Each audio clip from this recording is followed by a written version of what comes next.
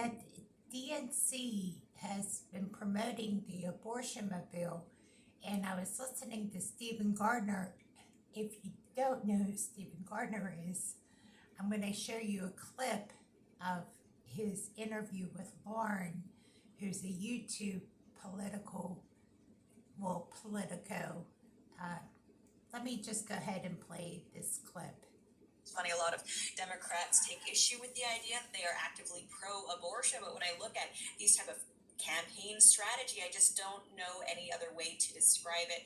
Not only did we have the abortions and vasectomies going on, but there were also different organizations passing around condoms and different types of birth control at the DNC. And I just look at this and it's like, really, is this what you want your party to represent? It seems very odd. I don't see these issues as just things that responsible, well-adjusted adults are too concerned with. But regarding your point about viewership, it's really hard to accurately get a grasp on what the overall attitude is toward Kamala. I think a lot of people are very disillusioned with the polling out there, and with good reason.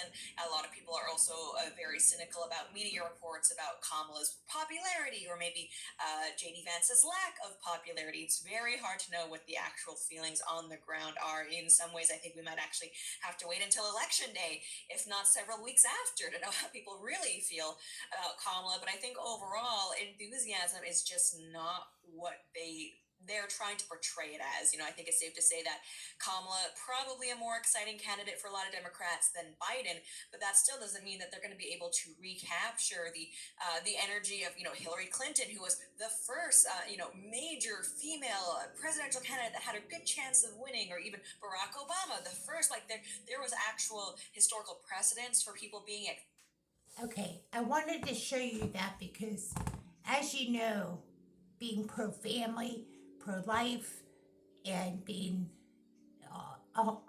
all things life, and you can see the alternative is, it is what it is. If you were to make the choice right now in listening just to a clip, I'm going to link this in the description box because this is a very interesting interview. I wanted to discuss it a little bit more in detail as time goes on about pro-family, pro-life issues, because we do discuss this in my audio series about pro-family issues.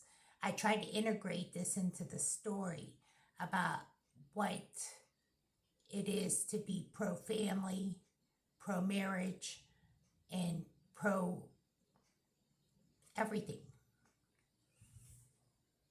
I had to do it in the story format because the characters of the story share the story of being adoption, being the option, and I thought it's encouraging to hear that this is the discussion that I came across. So I'm going to share it in a link in the description box because these videos are hard to upload. I don't have a whole lot of talking time, but I want to be able to upload this. So I'll link it in the description box for you to watch the whole interview because there's so much here.